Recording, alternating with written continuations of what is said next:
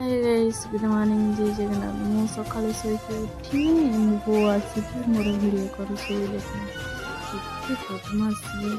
ଆଉ ସେଠିକି ସବୁ ବାବା ପୁଅ ଯାକ ବ୍ରସ୍ କଲେ ପୁଣି ଛାତ ଉପରକୁ ଗଲେ ୟୋଗା କରିବା ପାଇଁ। ମୁଁ ଚା ଫା ବସେଇଦେଲି ଆଉ ଅଧା କାମ ସାରିଦେଲେ ମୁଁ ପୁଣି ଗଲି ୟୋଗା କରିବା ପାଇଁ। ସେମାନେ ଡାକିଲେ ପୁଣି ସ୍ୱାମୀ ସ୍ତ୍ରୀ ମିଶିକି ଦୁଇ ଭିଡ଼ିଓ କଲୁ ଟିକେ ଆଉ କିସ ୟୋଗା କଲୁ ସାଙ୍ଗେ ସାଙ୍ଗେ।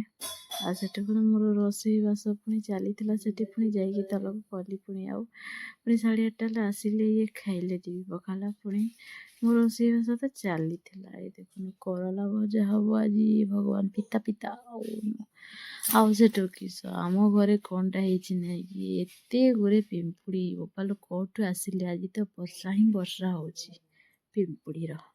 ଆଉ କିସ ଟିକେ ଭୋକ ଲାଗୁଥିଲା ଖାଇଲି ପୁଣି 12:30 ହେଲା ସ୍ୱାମୀ ଆସିଲେ ପୁଣି ତାଙ୍କର ଗାଧୁଆ ପାଧୁଆ ସରିଲା। ଆଉ ଇଏ ଦେଖୁନୁ ଏ ପୁଅ କ'ଣ କରୁଛି ସାର୍ଟ ପିନ୍ଧିବା ପାଇଁ ଏପର୍ଯ୍ୟନ୍ତ ଜାଣିନି। ମୁଁ ତାକୁ କହିଲି ତୁ ଶିଖ କିନ୍ତୁ ବେଲ୍ଟକୁ ନେଇକି ତା ବେକରେ ଗୋଡ଼େଇ ଦେଇଛି ସାର୍ଟକୁ ଏମିତି ଛାଟି ପିଟି ହେଇକି ପିନ୍ଧୁଛି। ଆଉ ସେ ଚିଲଉଛି ମୁଁ ପିନ୍ଧି ଜାଣୁନି ଆଉ ସିଏ ଜାଣୁନି ମୁଁ ତାର ଭିଡ଼ିଓ କରୁଛି ସେ ଜାଣିପାରୁନି। ଏଇ ଦେଖୁନ କେମିତି କରୁଛି ଏତେ ବଦମାସ ମୋ ପୁଅ। ଆଉ ସେଠିକି ଗାଧୁଆ ପାଧୁଆ ସରିଲା ପୁଣି ସମସ୍ତେ ପୁଣି ଖାଇଲେ ଇଏ ପୁଣି ଖାଇଲେ ତାକୁ ପୂଜା ପାଠ କରିକି ପୁଣି ଖାଇସାରିକି ମୁଲତାନୀ ମିଟି ଫେସ୍ରେ ଲଗେଇକି ଶୋଇପଡ଼ିଛନ୍ତି ଭଉଣୀ। ଆଜିର ଭିଡ଼ିଓ ଭଲ ଲାଗିଲେ ଲାଇକ୍ ଦେବ। ଜୟ ଜଗନ୍ନାଥ।